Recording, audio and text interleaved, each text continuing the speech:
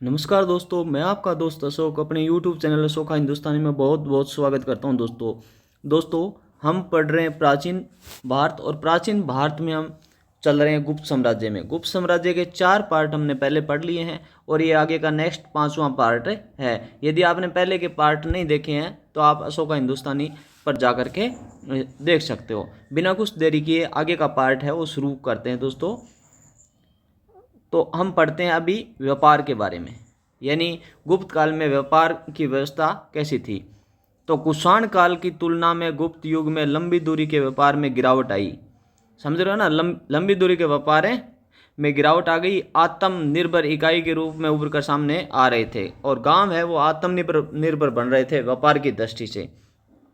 सिक्कों की जो बहुलता पूर्व गुप्त काल में है वह गुप्त काल में नहीं है, यानी बहुत मात्रा में जो सिक्के मिलते थे अब वो गुप्त काल में नहीं है। अतः मुद्रा प्रणाली का पतन हो रहा था। मुद्रा का क्या हो रहा था? पतन हो रहा था गुप्त काल में, याद रखिएगा। विदेशी व्यापार के क्षेत्र में भी पाश्चात्य देशों से संपर्क की अब कुषाण सातवां युग की स्थिति नहीं रही है। 364 ईस्वी के रोमन साम्राज्य का विभाजन हो गया और पाश्चात्य देशों से हो रहे व्यापार में गिरावट आई है। तो याद रखना कि गुप्त काल में क्या हुआ, जो पाश्चात्य देश है उनसे संपर्क है वो कम हो गया, उनका विभाजन हो गया रोमन साम्राज्य का। उसके कारण क्या है, व्यापार में गिरावट आ गई। तो जो पाश्चात्य देशों के साथ कुषाण और सातवां काल में व्यापार ज़्यादा मात्रा में हो रहा था और गुप्त काल में अब कम मात्रा में हो रहा है। प्रोकोपियस के वर्णन यानी 6वीं शताब्दी की बात है, से पता चलता है कि फार्स वासियों ने रेशम के व्यापार पर एकाधिकार कर लिया था। फार्स की रोमन साम्राज्य से शत्रुता के भारतीय व्यापार को नुकसान हुआ था। भारतीय व्यापार है वो कमजोर हुआ। कुमारगुप्त के काल में मंदसौर अभिलेख में कहा गया है कि लाट गुजरात विषय में रेशम बुनकरों की एक श्रेणी, जिसे पटाय या तंतुवाय श्रेणी कहते हैं, अपना काम छोड़ करके पश्चिमी मालवा में आ गई। यानी व्यापार में गिरावट आई। तो लाट ये कहाँ पड़ता है? गुजरात में। वहाँ की एक श्रेणी थी रेशम क्या करते थे? रेशम बनाते थे। तो रेशम का जो कपड़ा धागा बनाते थे, जिनको क्या कहते थे? पट्टा या तंतुवाई कहते थे, वो अपना काम छोड़ करके कहाँ आ गई? मालवा में आ गई। 550 ईस्वी के आसपास पूर्वी साम्राज्य ने चीन से रेशम उगाने की कला सीख ली, जिससे रेशम व्यापार पूरी तरह प्रभावित हो गया। जो रोमन साम्राज्य है ना, वो चीन से क्या सीख लिया उसने? रेशम उगाना सीख लिया। तो भारतीय व्यापार पूरी तरह क्या हुआ? प्रभावित हुआ। गुप्त काल में चीन तथा बेंजेंटाइन, यानी जिसे पूर्वी रोमन साम्राज्य भी कहते हैं, बेंजेंटाइन को साम्राज्य के साथ व्यापारिक संबंध थे। गुप्त काल में किसके साथ व्यापारिक संबंध थे? चीन के साथ थे, और पूर्वी रोमन साम्राज्य के साथ व्यापारिक संबंध थे। कोसमोस यूनानी लेखक है के वर्णन में भारत चीन व्यापार में सिंहल द्वीप श्रीलंका एक महत्वपूर्ण बिचौलिया का काम करता था। याद रखना कि भारत और चीन के बीच में गुप्त काल में जो व्यापार होता था उसमें बिचौलिया का काम श्रीलंका करता था, जिसे सिंहल द्वीप कहते हैं, और कोसमोस इसका वर्णन करता है। फायान स्वयं व्यापारिक जहाज पर चीन गया था। कालिदास ने चीना शुंक जिसे क्या कहते हैं? चीना शुंक, चीन का रेशम का उल्लेख किया है। कालिदास ने किसका उल्लेख किया है? चीन की रेशम का उल्लेख किया है। नाम क्या दिया? चीना शुंक। भारत चीन व्यापार वस्तुओं की अदला बदली पर आधारित था, क्योंकि सिक्के दोनों देशों में नहीं मिले हैं। यानी भारत और चीन के जो सिक्के नहीं मिले हैं, तो इसका मतलब क्या है? वस्तुओं का आदान प्रदान करते थे, वस्तु विनिमय करते थे। दक्षिण पूर्वी एशियाई देशों से व्यापार का श्रेय गुप्त नरेशों को नहीं दिया जा सकता। यानी दक्षिणी पूर्वी जो एशियाई देश है उनका संपर्क गुप्त काल में भारत के साथ नहीं रहा है। बेंजेंटाइन साम्राज्य के निर्यात की जाने वाली वस्तुओं में रेशम और मसाले प्रमुख थे। बेंजेंटाइन साम्राज्य को निर्यात कौन सी वस्तु करता था भारत? गुप्त काल में रेशम और मसाले बेचता था, रेशम और मसाले। तो ताम्रलिप्ति प्रमुख बंदरगाह था, जहां से चीन व श्रीलंका के साथ व्यापार होता था। तो भारत का व्यापार श्रीलंका और चीन से होता था, तो उसके लिए बंदरगाह कौन सा था? ताम्रलिप्ति बंदरगाह था। पश्चिमी तट के प्रमुख बंदरगाह बड़ौस से पाश्चात्य देशों से व्यापार होता था, और जो पश्चिमी देश थे, यूरोपियन कंट्री थी, उनके साथ व्यापार होता था, उसके लिए बंदरगाह था बड़ौच, जो गुजरात में था। कोसमोस ने कल्याण का व्यापारी केंद्र के रूप में उल्लेख किया है। कुषाण युग के समृद्ध गंगा घाटी के शहर अपनी रौनक खो चुके थे। कुषाण काल में गंगा घाटी के शहर बहुत अच्छी उन्नति कर चुके थे, अब वो अपनी रौनक खो रहे थे। पाटलिपुत्र भी इंसान के काल में गांव बन चुका था। पाटलिपुत्र जो बिहार में है, पटना, उसको पहले पाटलिपुत्र कहते थे, और वो हिनसांग काल में क्या बन गया था, गांव। पश्चिमी जगत से मदिरा, बहुमूल्य रत्न, औषधियाँ, जड़ी बूटियाँ आदि आयात की जाती थी। जो पश्चिमी देश थे, यूरोपीय देश से, उनसे आयात क्या करते थे, मदिरा यानी शराब का आयात होता था, बहुमूल्य रत्न आयात होते थे, औषधियाँ और जड़ी बूटियाँ हैं वो आयात की जाती थी, अपने देश में मंगवाई जाती थी। 408 ईस्वी में हुन आक्रमणकारी एलरिक ने रोम को मुक्त किया, तो उसने रोम के निवासियों से 3000 पौंड काली मिर्च व 4000 रेशम के थान मंगवाए थे। गुप्त काल में भूधारण पद्धति पर प्रकाश डालने वाली 6 शब्दावलियां मिलती है। ये कौन कौन सी है, यानी भूमि पर प्रकाश डालने वाली शब्दावली है 6 है। कौन कौन सी, एक तो है निवि धर्म, एक अक्षय निवि धर्म, निवि धर्म अक्षय, अपर्दा धर्म, अपर्दा निवि धर्म और भूमि छिद्र न्याय। इस प्रकार 6 शब्दावलियां हैं। इनका अर्थ क्या है, निवि धर्म किसे कहते हैं, निवि धर्म का अर्थ है मूल धन सदा उतना ही रहेगा, भूमि को सदा अक्षुण रखने की अनुमति है, यानी अक्षुण रहेगी भूमि, निवि धर्म है वो। अक्षय निवि धर्म क्या है, भूमि से जिससे अनवरत भू राजस्व प्राप्त होता रहे, हमेशा भू राजस्व प्राप्त होता रहे। दान ग्रहीता को भू राजस्व का स्थायी रूप दान कर दिया जाता था, स्थायी रूप से दान जो भूमि दे दी जाती थी। दान का प्रचलन कुषाण काल से शुरू हुआ, किंतु यह पद्धति गुप्त और गुप्तोत्तर काल में अत्यधिक लोकप्रिय हो गई। निवि धर्म अक्षय क्या है, इसका अर्थ है निवि धर्म को समाप्त करना, जमीन का टुकड़ा दूसरे व्यक्ति को दे देना। निवि धर्म 6 का मतलब जमीन का टुकड़ा किसी दूसरे को दे देना। अपर्दा धर्म, इसका अर्थ है कि दान पाने वाला व्यक्ति उस भूमि खंड का स्वयं उपभोग कर सकता है, पर किसी अन्य व्यक्ति को दान नहीं दे सकता, यानी दान जिसको दान कर दिया वो किसी और को दान नहीं कर सकता, और को नहीं दे सकता, वो है अपर्दा धर्म। अपर्दा निवि का अर्थ है कि अनुदान प्राप्त करने वाला व्यक्ति तो पूरा उपभोग कर सकता है, किसी व्यक्ति को दान देने का अधिकार नहीं था, ये भी है।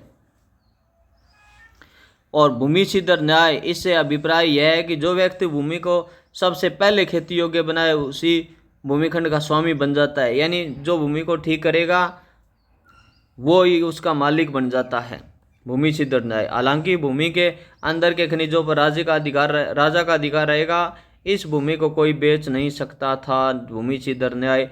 अक्षय निवि धर्म, स्थायी पूंजी न्यास भी होती थी, जिसे दानी व्यक्ति श्रेणियों में धार्मिक व शैक्षणिक कार्यों हेतु जमा कराते थे। इस जमा पूंजी के ब्याज से श्रेणियां अपने को सौंपे गए कार्य अनवरत रूप से करती थी।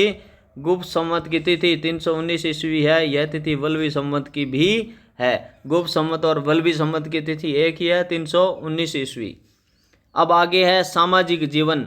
सामाजिक जीवन व्यवस्था गुप्त काल में कैसी थी, तो गुप्तकालीन समाज परंपरागत 4 वर्णों में विभाजित था। जैसे वैदिक धर्म भी 4 वर्णों में विभाजित था, गुप्त काल भी 4 वर्णों में विभाजित था, परंतु वर्णों को आधार गुण व कर्म ने होकर जन्म था। यानी यहाँ पर क्या है,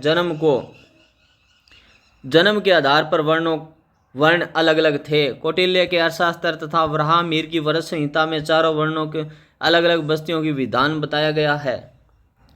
न्याय संहिताओं में कहा गया है कि ब्राह्मण की परीक्षा तुला से, ये याद रखना भाई, ब्राह्मण की परीक्षा तुला से, क्षत्रियों की अग्नि से, वैश्य की जल से और शूद्र की विष से ली जानी चाहिए। यानी परीक्षा बताई गई है कि ब्राह्मण की तो तुला से, और क्षत्रियों की अग्नि से, वैश्य की जल से और शूद्र की विष से परीक्षा ले जानी चाहिए। गुप्त काल में शूद्र सैनिक कार्य भी करने लगे थे। मनु के अनुसार शूद्रों का कार्य तीनों वर्गों की सेवा करना था, किंतु गुप्त काल में याज्ञवल्क्य के शूद्रों को व्यापारी, कारीगर, कर्षक होने की अनुमति देता है। मनु तो ये कहता है कि शूद्र क्या करेगा, अन्य 3 वर्ग है उनकी सेवा करेगा, परंतु गुप्त काल में याज्ञवल्क्य क्या कहा गया है कि शूद्रों को व्यापारी भी थे, कारीगर भी थे और किसान भी थे। तो हेनसांग ने शूद्रों को कर्षक कहा है। हेनसांग ने शूद्रों को क्या कहा, कर्षक, किसान कहा है। इस काल में शूद्रों की आर्थिक दशा में सुधार होने लग गया, स्पष्ट दिख रहा है, क्योंकि पहले तो मनु क्या कहते हैं कि ये सेवा करेगा, दूसरे जो वर्ग है वो यहाँ पर व्यापार, कृषि सब कर रहे हैं, तो उन्नति तो हो गई उनकी। सौराष्ट्र, अवंती और मालवा के शूद्र राजाओं की चर्चा इस काल में मिलती है। सिंध व कश्मीर के मलेच्छ राजाओं को भी शूद्र कहा गया है। कात्यायन के अनुसार मुकदमे में अभियुक्त के विरुद्ध गवाही समान जाति का व्यक्ति ही दे सकता है, किंतु नारद के अनुसार सभी वर्णों से साक्षी लिए जा सकते थे। नारद के अनुसार चोरी करने पर ब्राह्मण का अपराध सबसे अधिक और शूद्र का अपराध सबसे कम था। यानी ब्राह्मण का अपराध सबसे अधिक था, शूद्र का अपराध सबसे कम था। ब्राह्मणों ने भी अन्य वर्ण के कर्म अपना लिए थे। ब्राह्मण क्षत्रिय और वैश्य कर्म भी करते थे। मर्कटिकम के अनुसार ब्राह्मण चारुदत्त व्यापार व वाणिज्य में लगे हुए थे। ऐसे ब्राह्मण जिन्होंने क्षत्रिय कर्म अपना लिया था वे ब्रह्मा क्षत्र कहलाते थे। मानवीय गोत्र के मयूर शर्मन नामक ब्राह्मण ने कांची के पल्लव राजा के क्षेत्र पर अधिकार कर वनवासी को राजधानी बनाया और कदम वंश के स्वतंत्र राज्य की स्थापना की थी। तो कदम वंश के स्वतंत्र राज्य की स्थापना किसने की थी? ये थे मयूर शर्मन नामक ब्राह्मण। कौन थे? मानवीय गोत्र के मयूर शर्मन नामक ब्राह्मण जिन्होंने कदम वंश की स्थापना की। ये कांची के पल्लव राजा के क्षेत्र पर अधिकार कर, यानी पल्लव वंश का था, पल्लव, और उस पर अधिकार करके कदम वंश की स्थापना कर ली मयूर शर्मन ने। मयूर शर्मन अपनी विजयों के उपलक्ष्य में 18 बार अश्वमेध यज्ञ किए थे। मनु के अनुसार 10 वर्षीय ब्राह्मण 100 वर्षीय क्षत्रिय से श्रेष्ठ था। देख लो, 10 साल का एक लड़का ब्राह्मण का है तो 100 साल का यदि क्षत्रिय है तो उससे वो श्रेष्ठ है, मनु ये कहते हैं। पूर्व गुप्त काल में भारी संख्या में विदेशी जातियों के आगमन व अंतरजातीय विवाह में वर्ण संकर जातियों की संख्या बढ़ी। विदेशी विजेताओं को समाज में क्षत्रिय स्थान मिला, यानी विदेशी जो लोग आए उनको क्षत्रिय मान लिया गया। हुण 5वीं सदी के अंत में आए हुणों को भी राजपूतों के क्षत्रिय कुलों में से एक मान लिया गया। हुण यानी विदेशी जाति हो गई तो क्षत्रियों की शाखा मान ली गई। भूमि अनुदान द्वारा बहुत सी आदिवासी जातियों का ब्राह्मण समाज में आत्मसात्मीकरण हुआ, जिससे जातियों की संख्या बढ़ी। भूमि अनुदान दिया जाने लगा तो उनको भी ब्राह्मण मान लिया गया, जातियों की संख्या बढ़ी। याज्ञवल्क्य के अनुसार ब्राह्मण यदि द्विजों से अन्न प्राप्त करके अपनी जीविका न चला सके तो वह शूद्रों से भी अन्न ग्रहण कर सकता है, ये याज्ञवल्क्य कहते हैं। जबकि प्रारंभिक समर्थिकार विशेषतः मनु के अनुसार ब्राह्मण शूद्र से अन्न ग्रहण नहीं कर सकता था। मर्कटिकम में कहा गया है कि ब्राह्मण व शूद्र एक ही कुएं से पानी भरते थे। देखो, गुप्त काल में भूमिदान के कारण स्थानीय कृषकों को की कीमत पर ब्राह्मण भूमिपतियों यानी जिसके पृष्ठली लैंडलॉर्ड्स का उदय हुआ। इससे मध्य भारत के आदिवासी क्षेत्रों में कृषि का विस्तार हुआ। ब्राह्मणों को क्या बना गया? भूमिपति बना गया, भूमियों का मालिक बना दिया गया। शूद्रों को रामायण महाभारत पुराण सुनने का अधिकार मिल गया।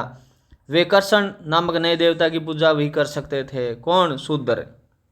और रामायण महाभारत और पुराण सुनने लग गए थे शूद्र गुप्त काल में। वर्ण व्यवस्था में चंडाल जाति का स्थान सबसे निम्न था। फयान के अनुसार वे गांव से बाहर रहते थे। शहर में प्रवेश करने पर ढोल बजाते हुए चलते थे ताकि लोग उनसे दूर हट जाए। अतः समाज में अस्पृश्यता विकसित हुई। तो चंडालों को समाज से अलग रखते थे। चंडालों की संख्या में गुप्त काल में वृद्धि हुई। चंडाल मांस व लहसुन खाते थे, मछली पकड़ने, शिकार करने और मांस बेचने का कार्य भी करते थे।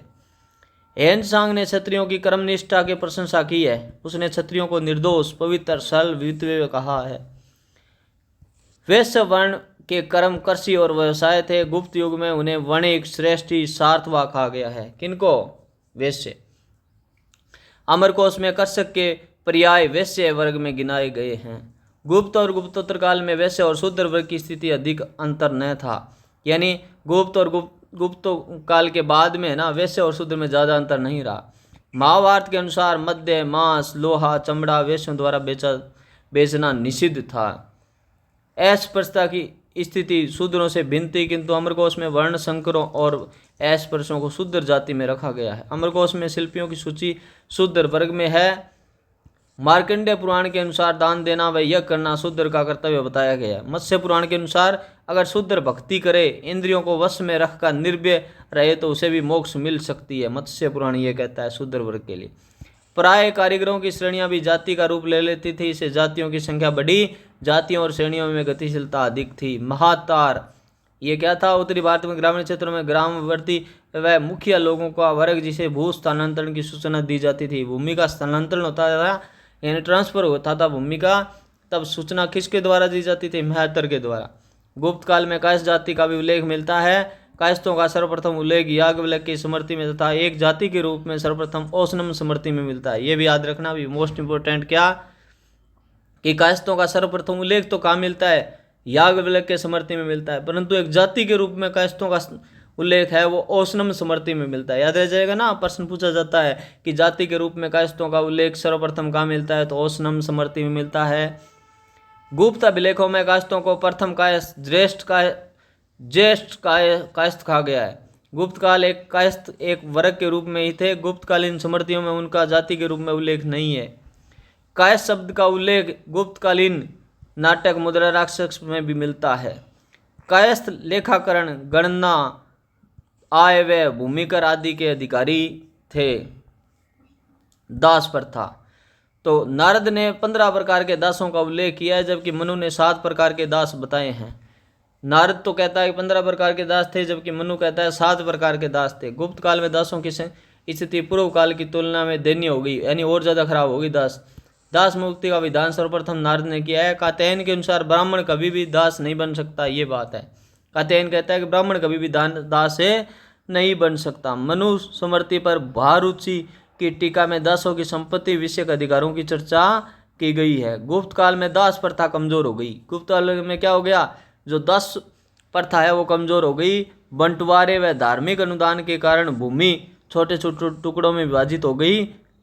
जैसे कहते हैं ना, सामंत वर्ग का बोलबाला हो गया, सामंत ज़्यादा बढ़ गए तो भूमि का क्या हो गया, टुकड़ा हो गया। अतः छोटे कृषि क्षेत्रों में अधिक दास रखने की आवश्यकता नहीं थी, अतः अधिकांश दासों को छांट दिया गया। यह दास प्रथा पर कमजोर होने का मुख्य कारण था, यानी भूमि छोटे छोटे टुकड़ों में बंट गई, तो इसे दासों की स्थिति वो क्या हो गई, कमजोर हो गई। अब आगे क्या है, स्त्रियों की स्थिति कैसी थी। गुप्त काल में साहित्य व कला में नारी का आदर्श चित्रण किया गया है, परंतु व्यवहार में उसकी स्थिति पहले से दयनीय हो गई और ज़्यादा खराब हो गई। महाभारत में पत्नी के बिना जीवन शून्य माना गया है। स्त्री शिक्षा का प्रचलन था। अमरकोश में शिक्षिकाओं के लिए उपाध्याया व आचार्य शब्द काम में आए हैं। दहेज प्रथा व पर्दा प्रथा नहीं थी। गुप्त काल में भी दहेज प्रथा भी नहीं थी और पर्दा प्रथा भी नहीं थी। सती प्रथा का सैनिक जातियों में विद्यमान था। सती प्रथा किस में थी, सैनिक जातियों में विद्यमान थी। सती प्रथा का प्रथम अभिलेख से साक्ष्य एरण अभिलेख 510 ईस्वी में मिलता है। इसमें भानुगुप्त के सेनापति गोपराज की स्त्री के सती होने का उल्लेख है। ये भी बार बार पूछा जाता है कि सर्वप्रथम गुप्त काल में सर्वप्रथम है वो, इसका जो साक्ष्य कहाँ से मिलता है, किसका, सती होने का। तो ये भानुगुप्त का कोई सेनापति था, गोपराज उसकी पत्नी है, वो पहली पत्नी थी जो सती हो गई। तो गोपराज की पत्नी थी जो सती हो गई। ये किसका टाइम पीरियड, भानुगुप्त का सेनापति था। अभिलेख कौन सा है, ये साक्ष्य एरण अभिलेख है। एरण अभिलेख में मिलता है। ये साक्ष्य कहाँ से मिलता है, एरण अभिलेख में। तो क्या, यानी एरण अभिलेख याद रखना है, 510 ईस्वी याद रखना। भानुगुप्त का सेनापति गोपराज और उसकी स्त्री है वो सती हुई थी, ये याद रखना है। याज्ञवल्क्य स्मृति स्त्रियों की संपत्ति अधिकारों का समर्थन करती है। उसके अनुसार पुत्र के अभाव में पुरुष की संपत्ति पर उसकी पत्नी का सर्वप्रथम अधिकार होगा। यानी पुत्र के अभाव में पुरुष की संपत्ति पर किसका अधिकार होगा, पत्नी का। पुत्र नहीं है तो। कात्यायन भी स्त्री धन के समर्थक थे। कात्यायन के अनुसार स्त्री अपनी अचल संपत्ति व स्त्री धन को बेच या गिरवी रख सकती थी। प्राय सभी समर्थिकारों ने स्त्री धन के उत्तराधिकार के प्रथम अधिकार पुत्रियों का माना है। उत्तर गुप्तकालीन समर्थी लेखकों ने स्त्रियों को कुछ विशेष परिस्थितियों में पुनर्विवाह की अनुमति दी है। यानी उत्तर गुप्त काल में क्या है कि विशेष परिस्थितियों में वो जो महिलाएं हैं वो अपनी दूसरी शादी कर सकती है। ये कौन सी है, शर्त क्या है इसमें, अगर पति मर गया हो तो दूसरी शादी कर सकती है, नष्ट हो गया हो, नष्ट कैसे, अशास्त्रीय आचरण के कारण बंधु बांधवों से परित्यक्त हो, यानी समाज से निष्कासित कर दिया गया हो तो दूसरी शादी कर सकती है, सन्यासी बन गया हो तो दूसरी शादी कर सकती है, पतित हो यानी धर्म आचरण से भ्रष्ट हो गया हो तो भी कर सकती है, नपुंसक हो गया तो भी कर सकती है, राजद्रोही हो तो भी कर सकती है, और लंबे समय तक विदेश से वापस ना आए तो भी दूसरी शादी कर सकती है। ये नियम थे। विधवाओं की स्थिति दयनीय थी। नारद व पराशर स्मृति में विधवा विवाह का समर्थन मिलता है। तो नारद व पराशर स्मृति में विधवा विवाह का समर्थन मिलता है। नारद के अनुसार राजा का यह कर्तव्य है कि वे विधवा का भरण पोषण करे। नारद से सनातन धर्म मानना है। देवदासी प्रथा का भी उल्लेख पुराणों मेघदूत में मिलता है। कालिदास ने उज्जैन के महाकाल मंदिर में नृत्य करने वाले देवदासियों का वर्णन किया है। वात्स्यायन के कामसूत्र में गणिकाओं को दी जाने वाली प्रशिक्षण का वर्णन है। उच्च वर्ग के पास अधिक भूमि होने के कारण गुप्त काल में उच्च वर्ग के पुरुष बहुविवाह करते थे, जिससे स्त्री को एक संपत्ति के रूप में देखा जाने लगा था। यानी जो ज़्यादा पैसे वाले थे वो क्या बहुविवाह कर लेते थे, अनेक स्त्रियों से शादी कर लेते थे, तो संपत्ति के रूप में मानते थे।